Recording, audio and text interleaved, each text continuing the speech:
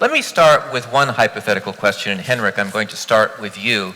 Let's suppose that the clinical trials using psilocybin to treat major depression prove to be very successful. And let's suppose that the current legal restrictions are lifted. What then? How might this play out? Will doctors be in a position, or not so much how will it play out, how should it play out? How would you like to see it play out? And what would be the role of the doctor in prescribing these medications? So is it working? Yeah? So, well, very interesting question. I think we need to start a debate instead of giving answers. So I have only ideas about what could happen then. After getting these studies done and having positive signals, we need to make a plan how to roll it out. So would psychedelic therapy be working in a normal psychiatric hospital? Well, no. I think we need to train people, we need to build, or people would have to build places, locations that would serve the goal of having people have a contextually relevant experience. So the things that we would have to do is think about which architectures do we need, which trainings do we have to design to get it in place. So I really don't know if there will be a larger space for clinical psychedelic units within hospitals that exist, or if that has to be redesigned. I think sensing the spirit of the people who would do it, I would guess that a lot of new units would be designed. Yeah. Then the questions that I raised will come up. Also, what happens to people that have been treated and are going for a boost or doing it again? Do we want them to go looking on the illegal subcultural market? So I think the question self-exploration would pop up. So you're saying there would be a long process even after the initial legal hurdles would be cleared. There needs to be much more work done before this becomes widely available in a therapeutic sense. Well, my honest opinion is that we can even start now. Why do we have to wait for psilocybin or another substance to be legal? There are methods out there that people can use without substances, so that staff can be trained. Evaluation studies can also be done without those substances. So preparation can happen now. We actually don't have to wait. A center for Bewusstseinskultur or psychedelic treatment and self-exploration can be established now, so that we are prepared for the treatment and self-exploration when it's possible with the substances. That would be my idea about it. Do either of the Matthias, Thomas, do you want to weigh in on this question? How to implement this? He's the expert. Well, I guess we are in a kind of a privileged position in that we kind of already implemented it in a small setting, and yes, we do conduct such sessions in a university hospital and also in the psychiatry hospital of Basel. Yeah, it works. I don't know, do we need to go to a special castle that's like nicely colored? I don't know. You can also color a room if you really want to. The LSD sessions are anyways with eye blinds and headphones, and maybe the exterior, the surroundings, not so important. The sitter is important. Practically, I realize that we maybe just do things and maybe don't have as much philosophy as maybe needed. We just do it right now. And some of the results, how it should be done, will probably just be detected by doing it and not by having big theories surrounding it. And regarding, the pharmaceutical companies that are trying to bring psilocybin to the market, very likely they will be, let's say, obliged or forced by the regulators to answer the questions that we are trying to answer now by themselves, because they want to put a product on the market. So they will have to explain who will sell it to the doctors, which doctors can do such sessions, what will be the training requirements, and so on. It will be decided, most likely, by these companies together with the regulators, and maybe there will be an additional, we can issue a guideline or some advice, but in the end, it will be done by them. Of course, I have a very limited competence on it, but I just want to highlight your question one more time. I mean, even you admit the sitter is of maximal importance. So it could happen that if we have a breakthrough on the legal frontier, we suddenly have a very large market for sitters. It could happen. There could be a sudden transition. And I would like to know who trains these people and how they are trained. And I don't want the industry to train them. Who's going to train these people? Is it going to be the medical profession itself? So there's a point. There might be a sudden transition with a large market that opens, and we have to think about that too. May I answer? I mean, if let's say a new chemotherapy comes on the market, we would say, who will prescribe this therapy? Those with the best training, the physicians who have experience with this. And similarly, one option, which is, let's say, a little bit the way we try to do it in Switzerland, will be that there is a professional organization.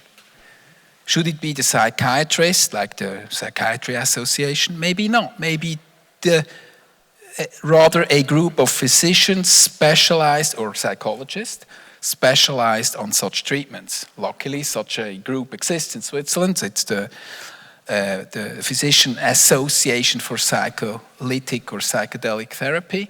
So they will set up a training which could be mandatory in the future. It is not right now, but could be. So everybody who wants to do such a therapeutic settings, so would not be for healthy volunteers, it would be for patients.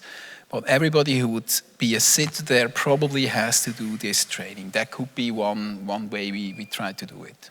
So most of the research so far on psychedelics has been targeted for use for dealing with mental illness, but there is also the distinct possibility that psychedelics could boost overall happiness, bliss, as we saw in your presentation.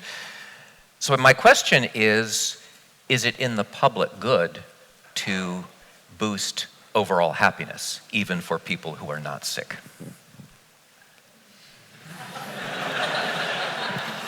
You answered your question yourself, right? This wasn't really a question. No, but a lot of the activities that are going on are not directed toward maximizing the common good. That's a simple fact. And of course, it's difficult. There may be technical difficulties in defining quality of life and happiness and things like that.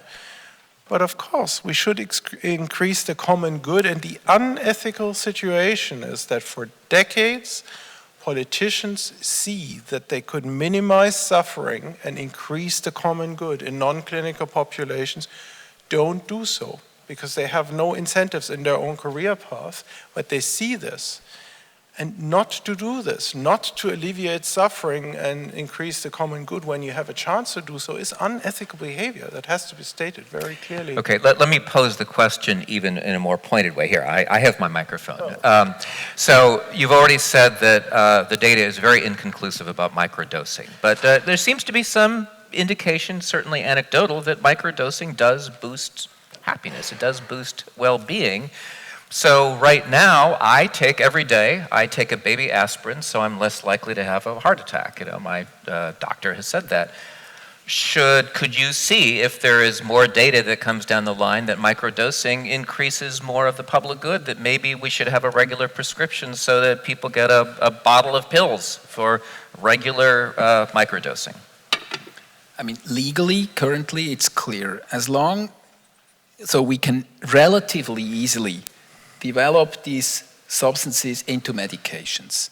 And then, legally, they will be used for patients. Even microdosing, doesn't matter. So whatever we want, if it has market access, it will be allowed. The problem starts when we give these medications to healthy subjects. Then the legal framework needs to be changed. It's essentially the discussion about neuroenhancement. Can we give Ritalin to all the healthy kids? Not the ones that have attention deficit disorder, the ones who want to make better grades or party or something. In theory, no, not with the current legal framework. It wouldn't be legal and allowed. So essentially the pharmacist or the doctor would not be allowed to give LSD to healthy subjects. I'm asking if that legal restriction is lifted. Right.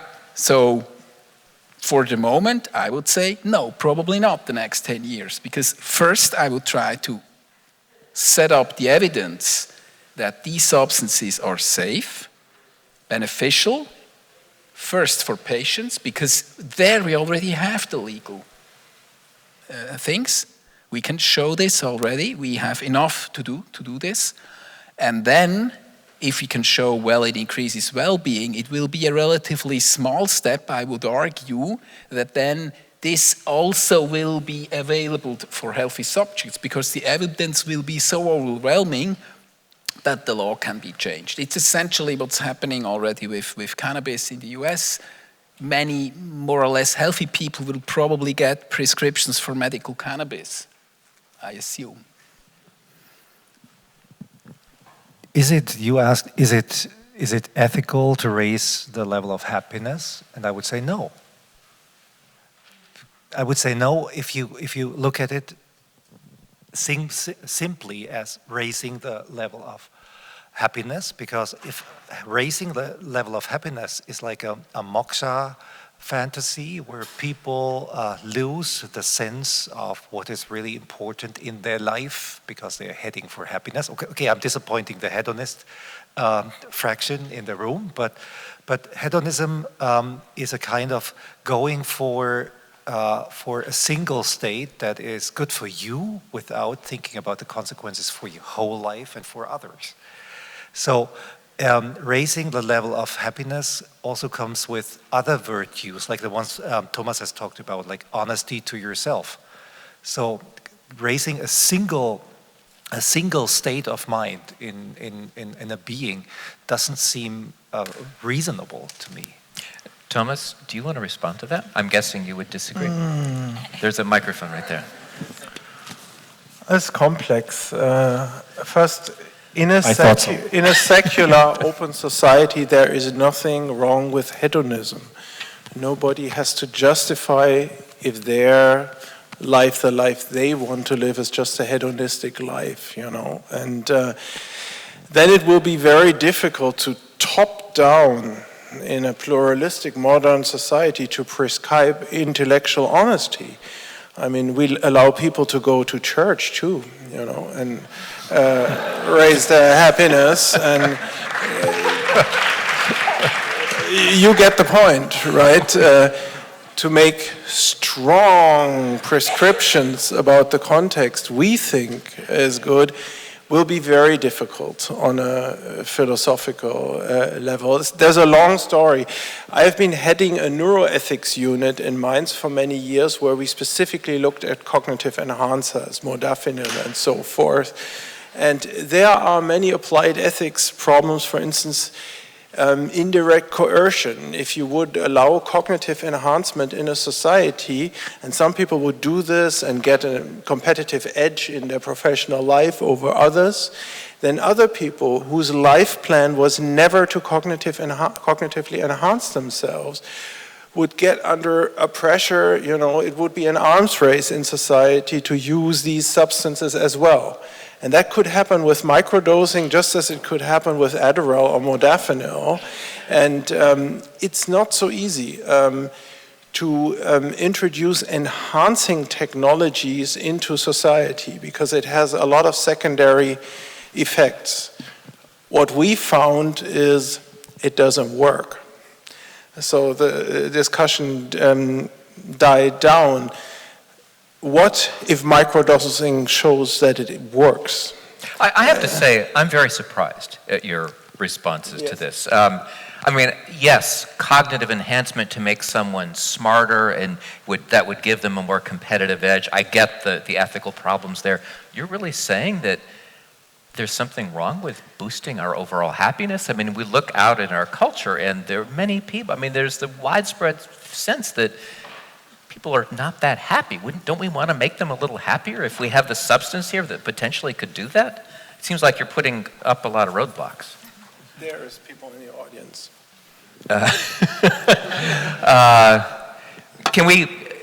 Let me come back to that point. I want to, and in a moment, we'll bring people up here and then you will sit on the hot seat there. But let me pose one other question before that. And you should think about, you're going to come up and join this discussion in a little bit. My guess is that, I could be wrong on this, but that the vast majority of researchers, scientists, philosophers who study psychedelics have used psychedelics. An educated guess here. There are enormous reasons not to talk about that publicly. There are legal reasons, there are professional reasons, questions of credibility, of what will this do to your research, or your credibility. And so my question is that a problem? Should researchers be more open to their own use of psychedelics, and should they come out of the closet, basically? And is there a roadblock that because people, for the most part, don't talk about this openly, that we're inhibiting a certain kind of more honest discussion that we could be having? Well, I start. I hope the others say something too. I have never talked about my LSD experience when I was 27 in front of a school class, but I've talked about it on TV. Why? Of course, I don't know who is watching, but I guess that most of the people who are watching are not 14 years old in the program that was sent, and I'm adapting what I say to the context and to my goals of what I want to reach. I'm also talking about it in a way that is like framing that experience when I was 27 by the period of life I was in and what I reached and what it did to me. Actually, what it did to me in terms of my life proceeding in a good and happy way. So I'm talking about the consequences. I frequently see, particularly in the psychedelic field, that people have an urge to talk about their experience and do that because it's fascinating, because it's simply the thing that they have in life. And I think there could be that could be unethical.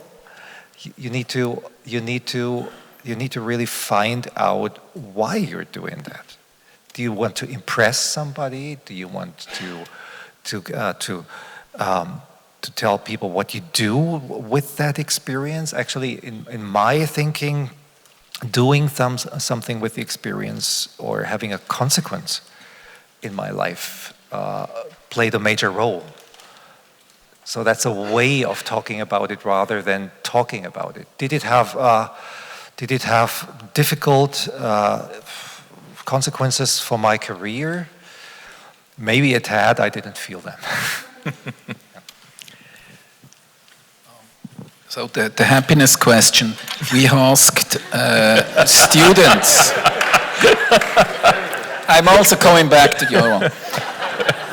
We asked the students in the context of brain doping whether they think that this should be used to improve whatever, matter, performance or happiness. It's essentially a similar question.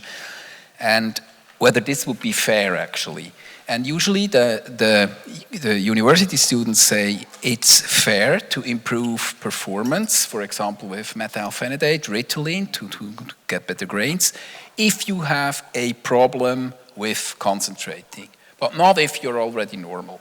So there is more acceptance in the society, at least among students, for people who have a problem improving their problem. So essentially meaning patients are allowed to improve mood, depressed patients, but we would have, or many have a problem making normal people more happy, more.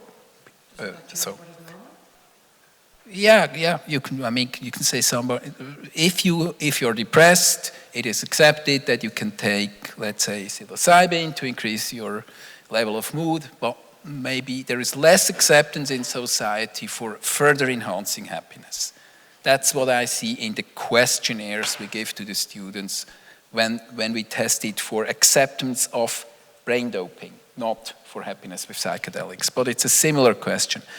And use of, and then the next thing, whether researchers should state that they have used, maybe I'm an LSD researcher, have I used LSD? It doesn't matter. I mean, doing LSD research already shreds your career, I guess. I mean, I should have become a cardiologist. So doing this type of research is already a statement, and I guess everybody will assume that you have used this substance. And of course I have, but only in research, of course, because I can just to push this a little bit more, though, I mean, we're talking about a powerful subjective first-person experience here, and it raises the question, I mean, how much can the tools of science, using those objective third-person tools really explain what's going on? So I guess my question is, once researchers bring in their own first-person experience, wouldn't that elucidate the subject more fully? I don't know. Something I know notice clearly in my part of the universe, that a lot of the excellent young philosophers I know are much less held back about, admitting this in the public than generations before them. I don't know if they will ever get postdoc positions or tenure, and I don't know if this puts more noise on the signal in the end, if it's really relevant to the problems we have to solve. And I mean, I want to say something about that happiness thing. It could be true that you have peaks of ecstatic bliss in 4-hour time windows, and it could be true that you can help with mood disorders and depressed patients, but that the deeper insight that comes out of such experience in a good social cultural context actually is that there is more suffering than joy in this world. Like many people have said, many philosophers, Buddhists have said, and that life is actually a very problematic affair, and that happiness isn't really the most interesting thing about it all. But if that's true, if more people are there's more suffering than happiness, don't you want to kind of change that equation a little bit? Yeah, it would be good if we could do that. It would be good if we could do that, but deep insights could also consist in the fact that there are more important things in life than changing that equation, right? So I don't know what you think about this, but I can imagine a situation where productive, deep experiences on psychedelics actually lead to a lifestyle that doesn't hunt after happiness anymore, but maybe after something else that's hard to describe. Okay, I want to invite people to come up here, one person at a time, and you can sit here and join our conversation. So who would like to come down up front here and participate? Come on down.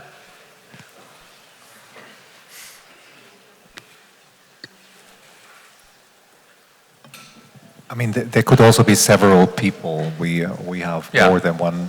And we'll take a few minutes, and then another person can come down as well. Hello, I'm kind of nervous to sit here, so my phrasing might not be the best.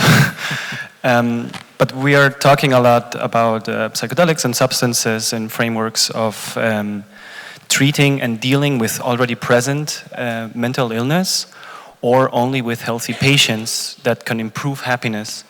But my curiosity is more in the realm of prevention, maybe psychedelics or maybe therapy that uses substances does not only alter our happiness or makes it better, but it can represent like protection factor against like symptoms of depression, anxiety. I'm really curious to know your opinion and if there's maybe research on it. Thanks.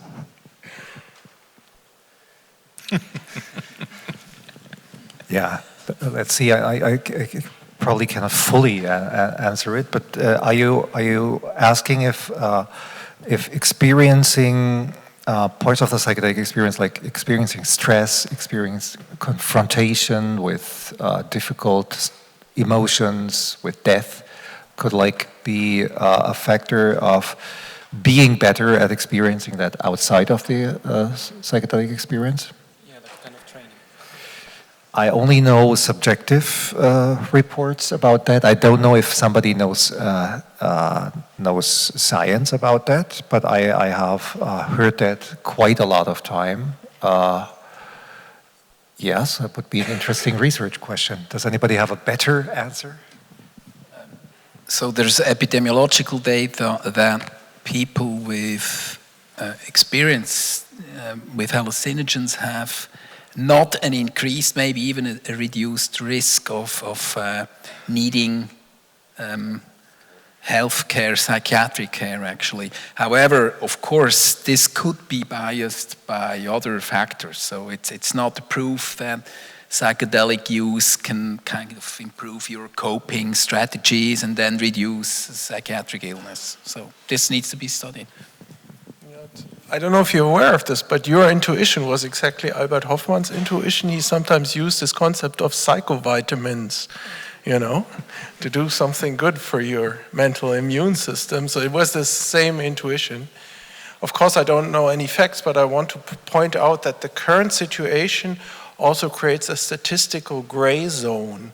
We don't have data and facts about all the many attempts at self-prevention in the underground or self-medication in the underground that go wrong and create disasters and catastrophes.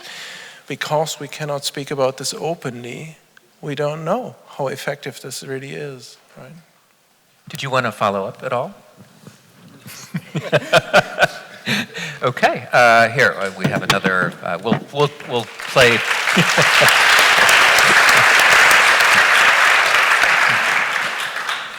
Hi. I want to reach right into this concept of raising general happiness. I think we've evolved as a species in groups of around 200 people for most of our evolutionary history, and I'm pretty sure some of these groups were happier and unhappier.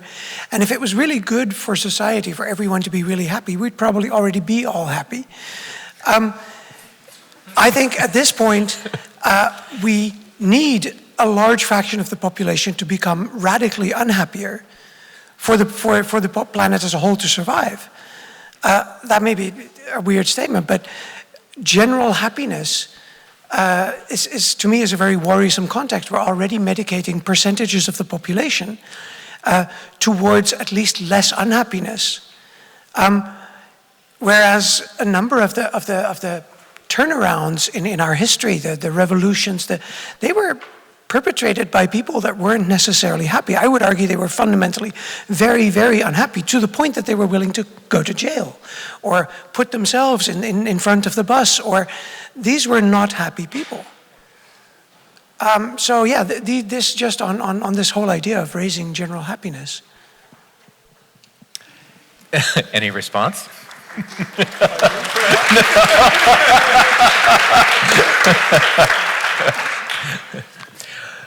That's a valid argument. So there are many people who want to say something. Maybe not all of them want to come up. I don't know how you want to do it, Steve. Sure, I would be, if you would prefer just to pose a question, leave it to you. Do you want to come up and ask a question or engage in a dialogue, or you could just make a comment or a question, pose it from the audience? Who would like to go next? Axman asked. Sure. I just have a very simple question. That's why You also have a microphone. You can use your microphone. Hello? Yeah, cool. It's nice your discussion. I'm quite amused by the theoretical world you can dive into. Just a practical question of this enlightened panel. When do you think the next psychedelic will hit market access? Just simple approval by FDA for any indication. I wouldn't want PTSD or... we have ketamine now. So what is next, and when would you assume that with all the studies going on? Just rough guess. 23. You're saying 2023. And what would it be? Or 4 years, 5 years. And what will it be?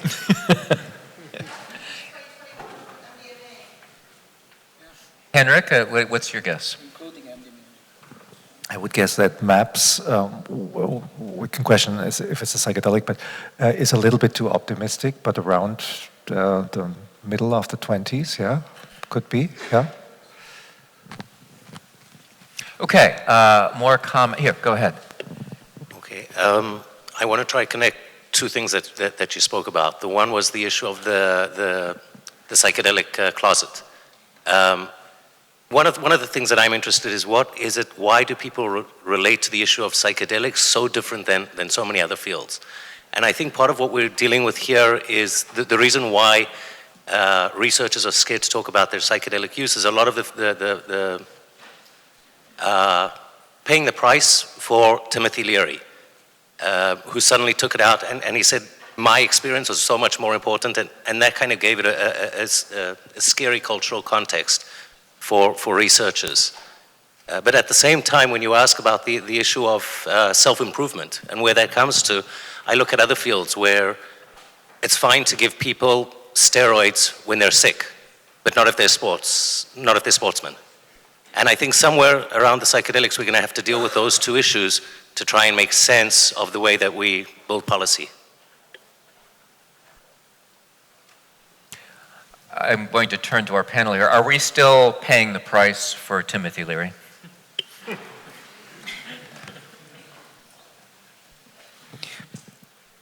People are afraid, a lot of people are afraid of substances that produce consciousness phenomena, because it has to do something with letting go of control of a seemingly controlled consciousness. It's actually not the case, but a lot of people live on the illusion of the control of their everyday consciousness. And probably there is something like that, yeah, in culture. Maybe not so much the reaction to Timothy Leary's experiments, but more a general feeling that it's not only feeling. There is actually research about people in loss of control situations being more open to irrational beliefs, being more open to the whole religious thought circus, being more open to believe in God and things like that. So it's actually doing a lot of things to people, and people are afraid. I mean, there's still a large section of society that wants to control by sticking to certain traditional values.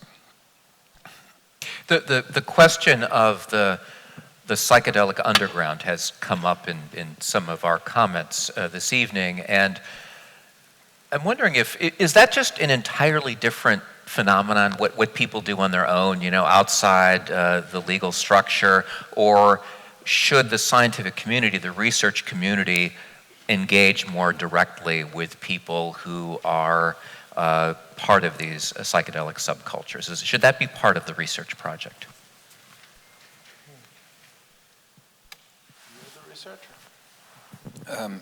Well, we conduct studies to potentially put these substances on the market in patients and healthy subjects. And it's not about bringing LSD to healthy subjects in. And I would say it could be dangerous to interact too much with the subcultures, because we want to be seen in the light of the more serious scientists and not of the ones who do illegal things. But that's an opportunistic thing. I like to learn from maybe the others what their experiences are with certain substances and so on, of course. The work we do is it's something different. We are in a strict regulatory framework. It's completely different. And as far as I understand, in terms of what we are still suffering from Timothy Leary, yes, of course, you don't even have the laws in Germany to do such research. Yes, of course you're suffering. More questions from the audience. Let's go way over there. Hello. I would like to do two remarks and ask one question to Mr. Metzinger. Actually, to the question before, if psychedelics could be some kind of prevention, was coming to my mind that there is field studies, I think, about Native American church. People in the US, Native Americans who consume peyote since many decades and have the right to do it. And I think that the number of mental illness, like the incidence, is pretty low compared to other populations. That's what I remember. And so this could be an argument for the protective effect. Second thing was about the happiness. There was an article in Guardian some months ago about microdosing, and I think the title was pretty shocking to me, at least, because it said it was a quote from a young mother with children and saying, "It makes me enjoy playing with my kids even more." And so I was thinking about like the motivation why to microdose is the important thing. If it's because I'm stressed in my everyday life and I want to, and playing with my kids is stressful to me, and microdosing makes it more enjoyable, then maybe there's something wrong with the ethics behind. That's my intuition, at least. And so third, and the question to Thomas Metzinger would be, in your talk, you were saying psychedelics make you feel when you are not honest to yourself. How do you come to this thought? I think it's interesting. Well, the question, of course, is intellectual honesty, as I believe, is such a fundamental thing we need in civil society and something we have to cultivate also in children. I know basically two ways to do this. One is classical mindfulness meditation, where you just observe and you see the fantasies and your own constant search for emotional security, your mechanisms of self-deception arise in you, and you make them conscious and just observe them. And the other, and this may be a personal report, is that can happen in the psychedelic experience too. That you suddenly see patterns in your life history that weren't accessible to you before, that show you patterns of self-deception, patterns of not being honest with yourself, and so on and so forth. I mean, I have no data and no worked out theory. If you want, this was just personal testimony, I think. What I'm interested in, you talked at the beginning about the Native American church, and I said we have to go about this in a maximally rational way that's based on rational arguments. An ugly fact could be that the outcomes and the low emergencies in the Native American church are exactly because they have a delusional religious context around the experience, and exactly because of the irrational context that's imposed on it, and that gives a security that prevents psychotic reactions. And then my theory wouldn't be true, right? The question is if an old-fashioned religious belief, religious self-deception, if that actually protects you from psychosis or difficult situations. It could be true. I don't know what the answer is, but that's an interesting question with the Native American church. Are you really saying that religious belief is by definition delusional in some way? Not by definition. It's a long thing, right? It would be 3 more talks, but I think we have evolved adaptive delusional systems that have different functions. One function is mortality denial. One function religious belief systems have to kind of help us block out the insight into our own mortality. And isn't the verdict out a little bit on this question? I mean, you are so certain that... Here's your mechanism, right? Here's your mechanism. Agnosticism, right? Nobody knows if the Easter Bunny exists or doesn't exist, so it probably exists, right? With the Easter Bunny, nobody would say I'm an Easter Bunny agnostic. Everybody thinks it doesn't really exist.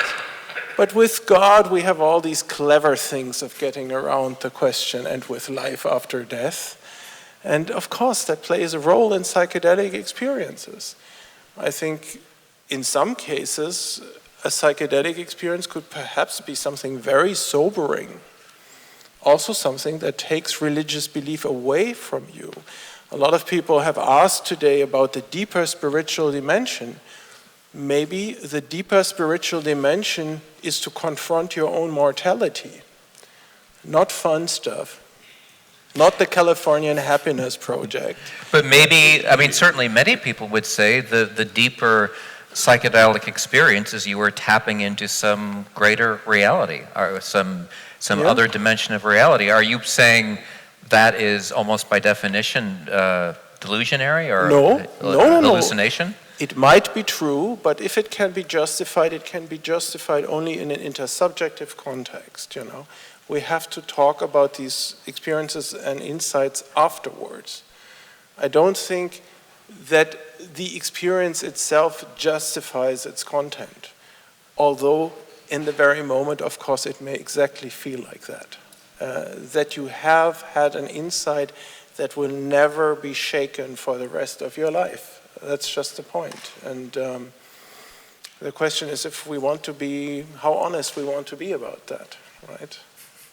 But of course, things are likely very different from what everyone in this room believes, you know. If one looks at the theories that human beings have made in their history, and you have 2 boxes, one box with false theories about the mind and the brain, and one box with theories we currently believe. One box is completely full, you know. Most theories human beings have made in their history are now falsified, right? So the probability that what we believe right now about the brain and the conscious mind will be regarded as false in 50 years is pretty high.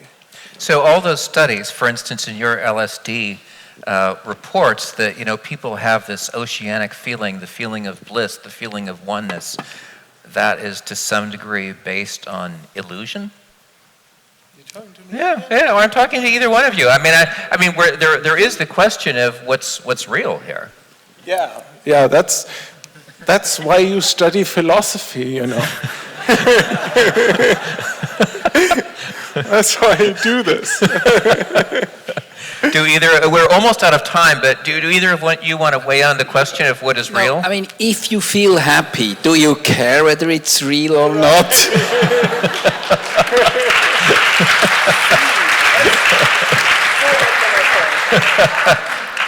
Okay, let's go to wave. Yes, go ahead. And do you want to come and grab a microphone here?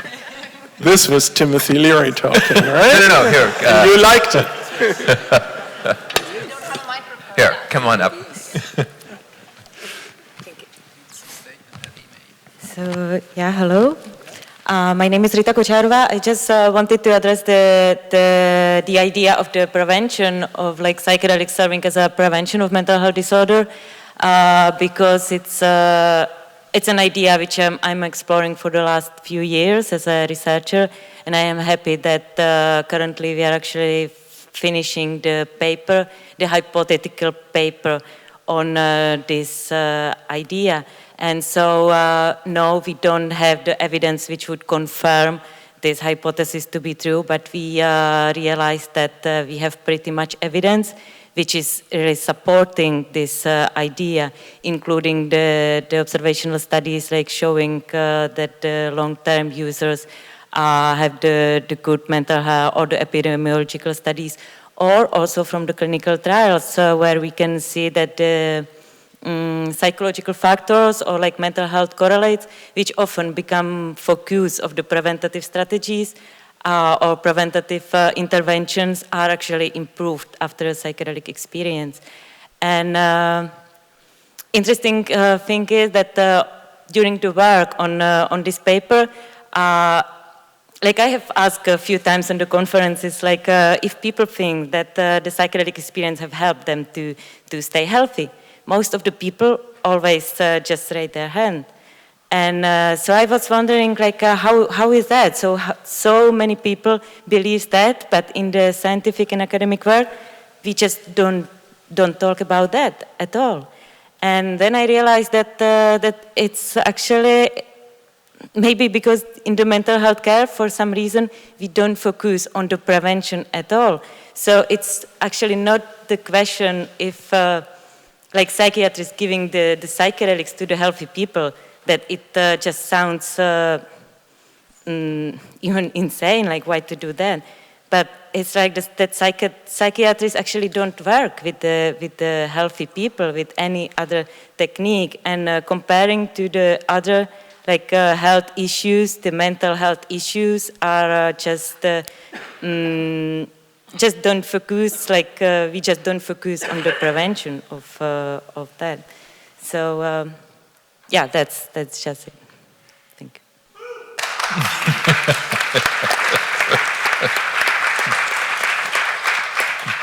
Is there time for my question? Yeah. Okay.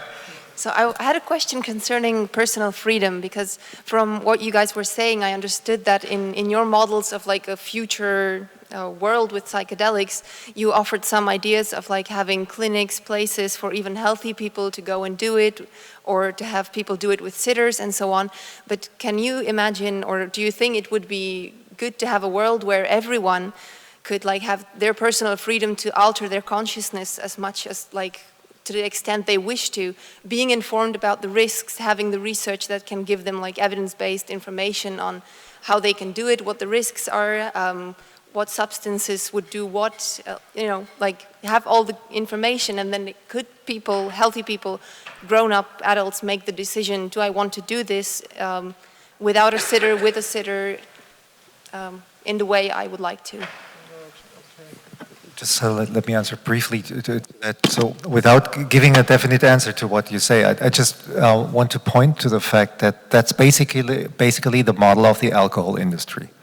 So so marketing responsible decision. But we know that responsible decision is very difficult to achieve, and that people are influenced by all kinds of social stimuli and inner conflict. So people also need something like a, well, in modern prevention research, they call it choice architecture.